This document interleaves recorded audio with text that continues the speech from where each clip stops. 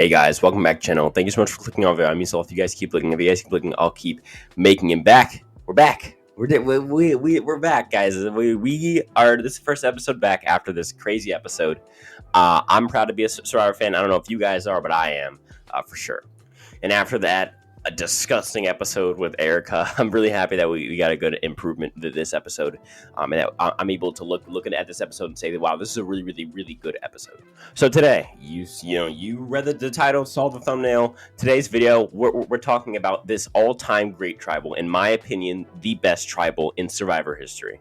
And I'll make the argument why I'm going to, talk about everything leading up to it very kind of briefly, and then I'll really get in depth at, as to what happened during tribal, most moments that happened, and really breaking down why I feel like this is better than any other tribal out of the 500, 600 plus tribals ever. Stay tuned to the end of the video to find out what we're doing for Saturday's video. Obviously, we're not posting tomorrow, as always. Fridays we have off. Go hang out with your friends. I know I am. And then on Saturdays we're back with content all throughout the entire weekend, and then throughout the entirety of next week is going to be daily content on every day except Friday. So stay tuned to the end for Saturday's video and what that is going to be. It's a pretty good one. But other than that, thank you guys for continuing to watch. 72% of you guys who watch these videos are now subscribed. Let's change that. It's easy and it's free. And if that's so, let's get right to the end of the video.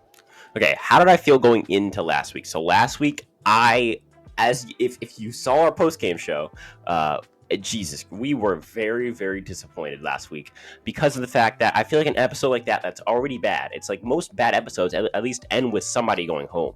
That one ended with Erica on a beach, and it was just so deplorable. It had nothing. It added nothing to the season. And honestly, if they had just told us who the groups were and that Erica was going to flip them, we could have just skipped that entire episode. That was 2 weeks off our lives because there were 6 days leading up to it and then 6 days after. That's 12 days right there where we had no Survivor, and except for this pitiful episode in which nothing of any meaning really happened. And I do generally feel like, in my personal opinion, that's a huge L for Survivor, and that even if the season does really well, we're gonna look back on this event and be like, this is like the Dan Spilos situation from IOI. Now, obviously not the same, but it's the same idea as like the Dan Spilo thing brought a cloud down on that season. I feel like this could bring a cloud down on this season, where even if this season's like a banger, like blindside, great gameplay, great editing, great characters, satisfying winner, we still could get just a lack of enthusiasm about the season because of that bad episode.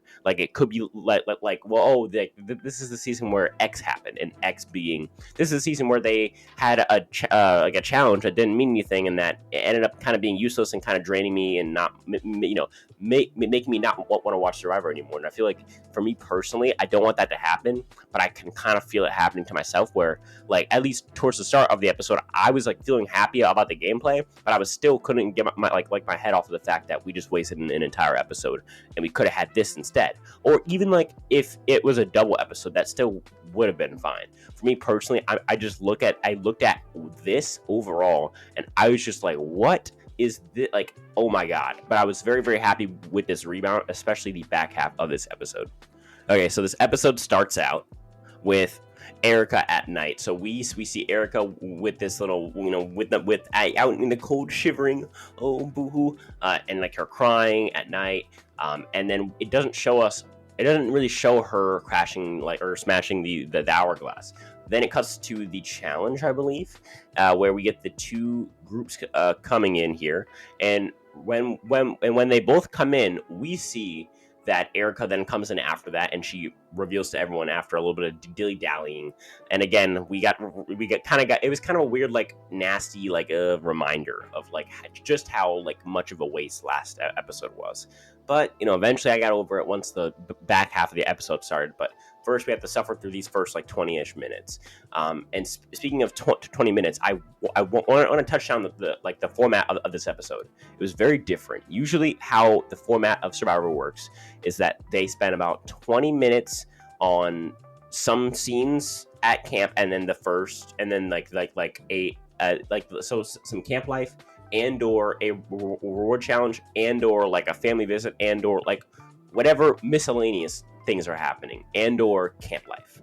Then for the next 20 minutes, we get the immunity challenge And yeah, that's it. I mean, if you count commercials, because again, I'm counting all 60 minutes here. Then for the last 20 minutes, you get the strategy before tribal, as well as tribal itself.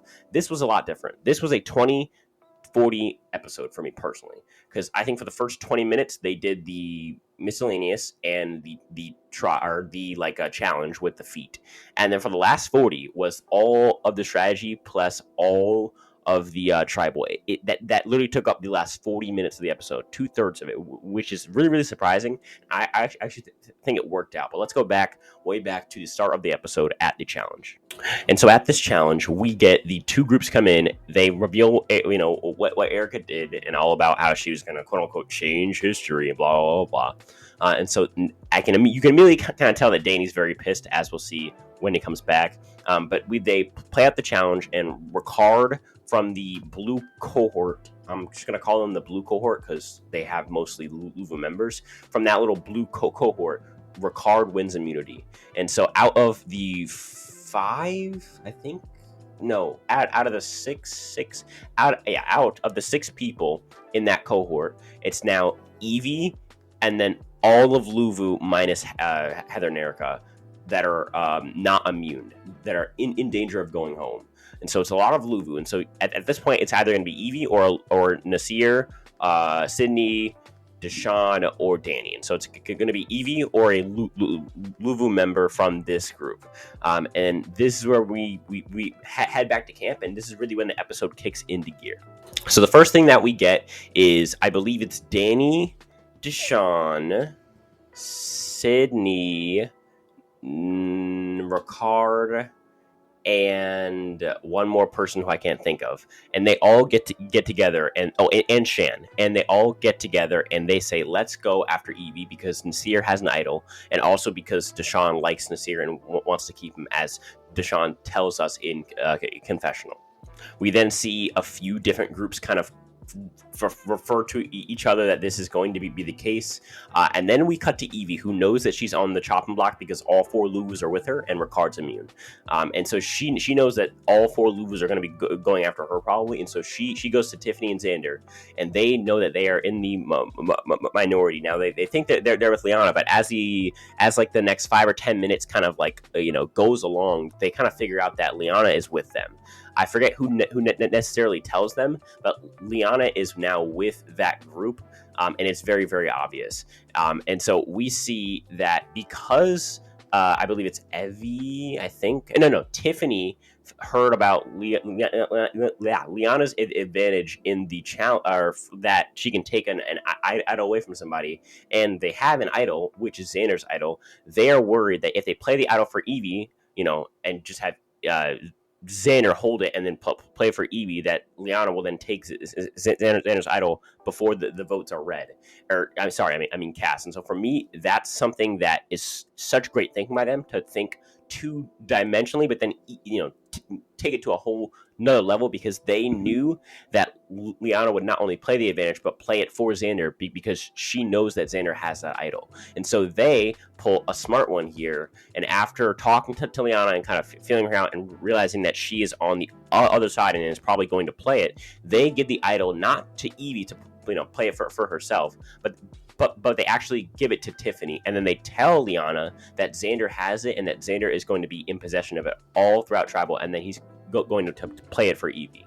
And so for me, this again, great move. On top of this, we do get some inklings of, when there's some paranoia, Deshawn is very quick to say oh, well, if anything goes wrong, let's just vote out Sydney instead. And they're like, no, Deshawn, calm down. Let's just stay, stick with our plan. Liana can use her advantage, because Deshawn does not want to get idled out at all.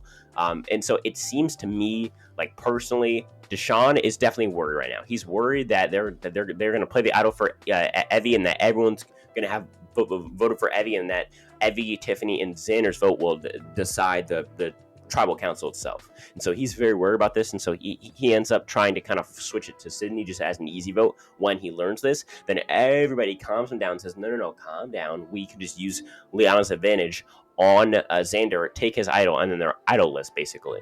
And so they're very powerless at that point. And so that's what they try and do later on. But first, let's back up a little bit.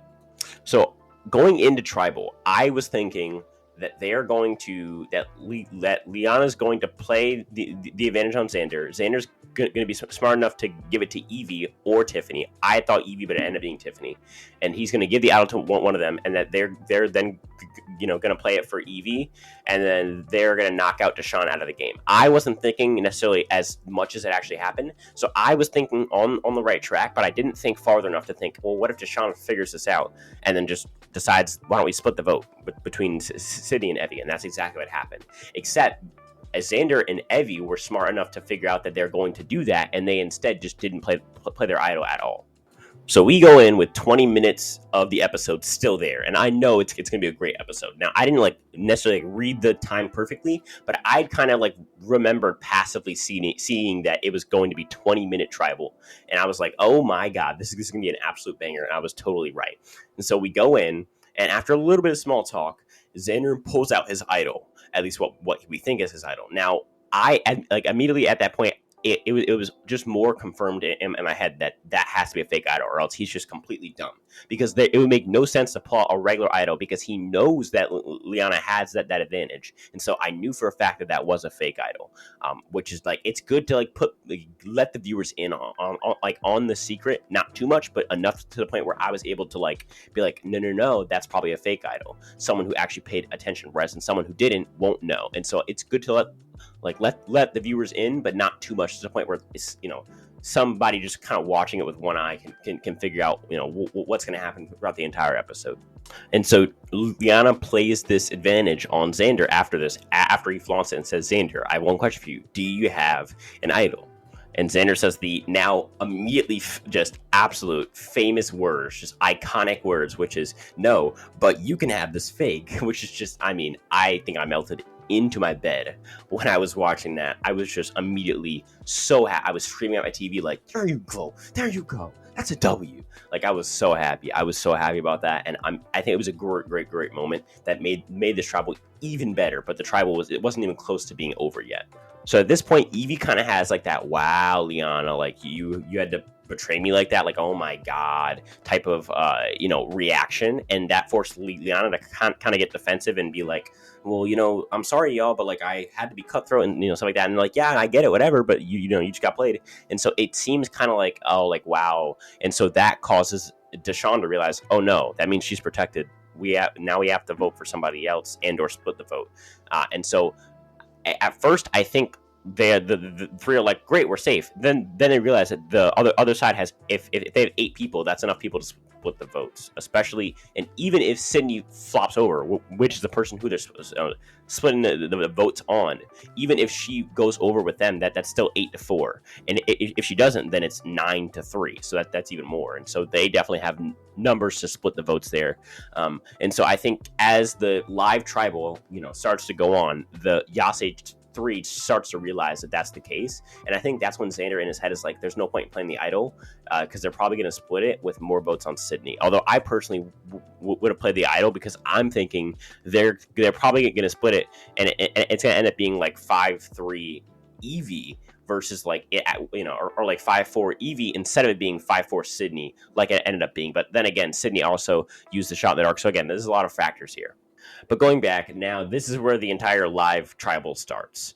And so I personally I don't know, the live tribals got annoying after a while, in Winners at War, because it was so common. It didn't really feel normal or cool anymore. And it honestly just kind of felt poorly edited and very confusing, especially the Kim, I think that's the Tyson boot in the post merge of Winners at War. That was an all-time confusing vote where I still to this day don't really understand what happened. But this one I loved, and the first episodes one I loved, and hopefully it's not an every episode thing, but I do when it happens once every few episodes. So at first, in this little frenzy to find a name to write down, it seems that the Yase 3 kind of people who are either them or people who are around them are throwing out Deshaun, and that the rest of the people who aren't the Yase 3 are voting, or throwing out Sydney as a name, and Sydney's just kind of like back and forth, like kind of in a daze, and eventually it kind of like settles down, where it ends up being that the Yase 3 plus Sydney is like a little like cohort here, and that everybody else, all the other 8 people, are in their own like little like contingency type of little group. From what we see after the votes are cast, it turns out that instead of just voting for Evie like they were originally going to do, they instead decide to split votes. And I think in this situation, a 4-4 vote split where it's 4, 4, and 4, and even if Sydney votes with the Yase 3, that's probably the best case scenario, because then there's no chance of anything flaming out. But I think they were worried that if they did 4-4-4, all it takes is one person to flip over to the Yases, and then the entire split is nothing, and then it's a big like 5-4-3 blindside or something like, I think so. Or 5-4, exactly. And so for me personally, when I see that, I'm thinking 4-4-4, but it ends up being that there's 4 votes, or at least before we vote. Hypothetically, the Yase 3 plus Sydney's contingency votes 4 votes at Deshawn, and that it's a 5-3 vote split, with 5 going on Sydney and 3 going on Evie from that 8-person contingency. And then after that, when they go to vote, Deshawn puts an extra vote on Evie. Now, this must have been a miscommunication. I think that what they want to do is either go 4-4 of a vote split, or actually split 5 votes on Evie. No, but then there would be no point of using an extra vote by Deshawn's part. So I think what they meant to do is do a 4-4 vote split, and then Deshawn says, well, if it's going to be, if everything works out, I want Evie to go home over Sydney, so let me just do like a 5, like add 1 vote to Evie, and then it can be a 5-4 vote split. And so that's what he does, but instead it's actually a 5-3 vote split, and then when Deshawn adds his vote, it's actually a 5-4 vote split. And so there's 5 votes Sydney, 4 votes Evie, because Deshawn adds an extra vote onto the 3 votes that Evie already got in the split, and then the Yase 3 all vote for Deshawn. So it's a 5-4-3 vote. Now you're saying, where does Sydney's vote go? She uses her shot in the dark, of course, in great Sydney fashion, and ends up flaming out in her face. She uses it. She gets not safe, which is what you'd think she'd get. And then from there, we see that if she had voted for Evie there, it's now a tie, 5-5-3, I think. 5-5-3. If she had kept her vote and voted for Evie, and if there's a like a tiebreaker vote where everyone can only vote for Evie or Sydney, I guarantee you it's many more votes for Evie than for Sydney, and Evie goes home because of the fact that the target going into tribal is Evie. And so it seems to me, like, personally, that was her best move. But then again, how is she supposed to know that they're splitting? But then again, I feel like, how do you not know that they're going to split the votes if it's 8 people and then there's 3 people on the Yase 3, and you're like the person whose name's being thrown out? It's obviously going to be the one person who's not immune on the Yase 3 and Evie, and then you as the vote split. And so she should have known that, and instead of trying to beat the 8, the little 8-person contingency with the Yase 3's votes, so like their little 4 puny votes, she should have just voted for Evie and tried to live one more day. But instead, she panicked, plays her shot in the dark. It does not work, and she gets voted out here in amazingly glorious fashion. And again, I just want to know, I think this may have been some miscommunication, because they probably want to do a 4-4, and then they wanted and then ideally for them it goes 4-4, and then either 3-1 because Sydney's lost, or if Sydney figures it out and votes for with the 3, it's still 4-4-4. And in their head, they then wanted to revote and vote out Evie in that situation. And so I think if that's the case, I think that's what they wanted to do. But I feel like there was some miscommunication, and one person who was supposed to vote for Evie ended up voting for Sydney, and instead it was a 5-3 vote split before any advantages or shot in the darks were played. And so it seems to me like, even though there was some miscommunication, the vote ended up still working out. Maybe the wrong person went home there, but I don't think it was that bad of a thing, because again, it still leaves someone who they obviously didn't trust in, and they being Deshawn and Danny and Shan and Liana, Obviously someone who they didn't trust, out of the game, and the three Yases have no power in the game at all, except for one idol and one extra vote. So just to tally, we still have several idols in the game. I believe Nasir still has an idol. I believe who else still has an idol? I think Shan still has her idol. I believe Shan also has an extra vote as well, still in her back pocket. I believe that Tiffany has both an idol and an extra vote that belong to Xander, respectively. Both of them belong to Xander, I believe, but both of those, which I'm sure she'll give back to him. And Liana lost her stealing advantage, whatever you want to call it, I guess.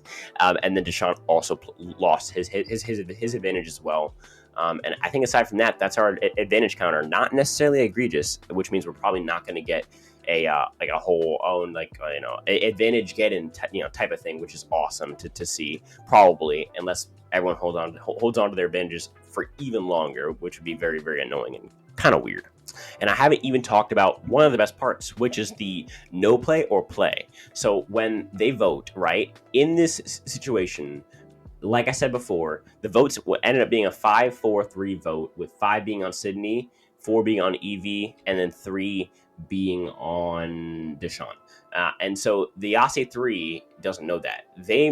So really what it is that Evie thinks that they're all just going to vote for her. I don't know why she thinks that in her head, or that and then the more likely thing that I do understand where she's coming from is she may think that they're going to split it, but put 5 on her and 3 on Sydney, when in reality they switched it around, probably because of a miscommunication. And so because that's the case, she's like, give me our idol Tiffany, and Xander says no, don't do it. And Xander's not like super assertive, but he's not aggressive with it. He's not passive with it. He's definitely assertive with it. And he says don't. And she's like not happy with him. She's like, no, Tiffany, you don't understand. But it's Xander's idol, so Tiffany's like, I'm doing whatever you guys say, because it's not my idol. And so Xander says no, don't play it. And throughout every single Evie vote that comes up, the whole time she's like, oh my god, I knew it, Tiffany, Xander, oh my god, come on guys. And then at the end, when it's not her name that comes up for the last vote, she's like, oh my god, thank you Xander, thank you Tiffany. I thought that was funny, because her attitude really switched up there from just super duper happy to super duper like, oh my god, like you guys suck as alliance members, to again very, very happy, and then you guys, oh no, I got another vote, to then back to normal. It seems to me like Evie had a little emotional roller coaster right there. But this is such a good episode. I think it really summed up what this season could be and could have been if they didn't have the Erica thing. Now, I think it still can be like a top 10 season, as we'll talk about in the next video. Spoiler, it's gonna be about the season. I think that, me personally, I think that this season could be a top 10 season. The issue is that the Erica thing is really holding it back, and so it basically has to be perfect from here on out to be at its ceiling, which is it's unfortunate, because they kind of dug their own grave there with the whole Erica nonsense thing, and it really does suck, because the season had so much potential, and now it's just like they have to play perfectly. And that's just to get like a top 10 season. If they want to stay like above 15, they still have to have like continuously great gameplay and great character moments, as well as a very satisfying winner as well. And I haven't even talked about Sydney's glorious interview at the end. I was literally, I'm dead. Sydney's interview, where I'm paraphrasing and I'm over exaggerating. I'm probably misrepresenting what she said, but she basically said, at least I, get to go home to Beverly Hills. Screw these guys. You can win Survivor, but at least I get to go home and have a life, you weirdos. And like, she's like, I hate or like, she didn't say that, but like, that's obviously how she felt at the time.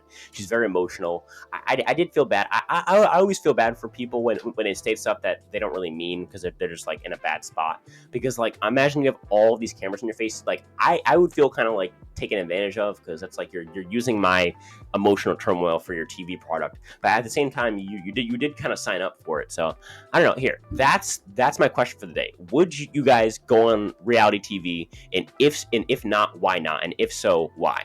I personally would, but I would be very aware and prepare myself to have a very negative edit, because that would suck if you were expecting like a JT edit and then you got like like a Bradley edit in the pre-merge of Ghost Town. Like, that would kind of hurt that would hurt my soul as a super fan, to just get like an absolute, not even like a villain edit. Like, that's fine with me, but just to get like a either purpled, or just like to get like a dumbass, like, or like just an absolute a-hole edit, that would be kind of tough for me to deal with personally. Yeah, and so this is why I feel like this is the best tribal ever. This is just my opinion. I feel like this is the best tribal of all time. I think the only other ones that you can compare it to are, so okay, like, what are like the ones that everyone says, right? There's the Malcolm tribal from Game Changers. I think we can all agree that this one has everything that has and more. We have, and also has more building up to, because it's a merge boot. The other ones that people say all the time are the Air Tribal. I mean, although that one's kind of iconic for a very like different type of reason, the tribal was like 5 minutes, and we knew all the votes. It was more of like the event than the tribal of that. And the last one is the merge tribal from Kagiyan. And with that one, I feel like, okay, so you have your screw up in this one where, everyone's like, what are you doing, with Tony and LJ playing idols for each other. And in this one, the equivalent of that is probably Liana screwing up. And the Liana was probably beats the Tony and LJ playing the idols for each other, because of the fact that we get immediate payoff with Xander being like, no, actually, that was a fake, ha ha ha. Like, that's much more, and it's much more entertaining to me than Tony and LJ just kind of like screwing up their idol plays. And then on top of that, for me personally, I then look at, okay, so what are like the big sound bites from that tribal? So you have Sarah saying, who flipped? You have Spencer saying, Cass, 0% chance of winning the game. And then you look at these. You have Xander saying, this amazing line of, no, but you can have that, that fake idol or whatever. That's so cool. And then on top of that, with Sydney's exit interview versus that exit interview with was it Sarah? I mean, it's not even close. Queen Sydney will always have a top like 10 exit interview of all time. She just trashed these people in front of their entire family and friends. I mean, this no, but that was just, I mean, that was gold. And me personally, I feel like every other tribal has great things. This has all of those put together, and it did all of that while still being a pretty like regular vote. Like, in the end, after all of these theatrics, it's a majority vote split that went successfully. Okay, like, and on top of that, with no idol plays, like, okay, but because of everything surrounding it and the people involved, we were able to get invested in it, which I think is super cool. And it's a very unique thing about the season that most seasons just don't have. And so, yeah, that's my feelings on this tribal.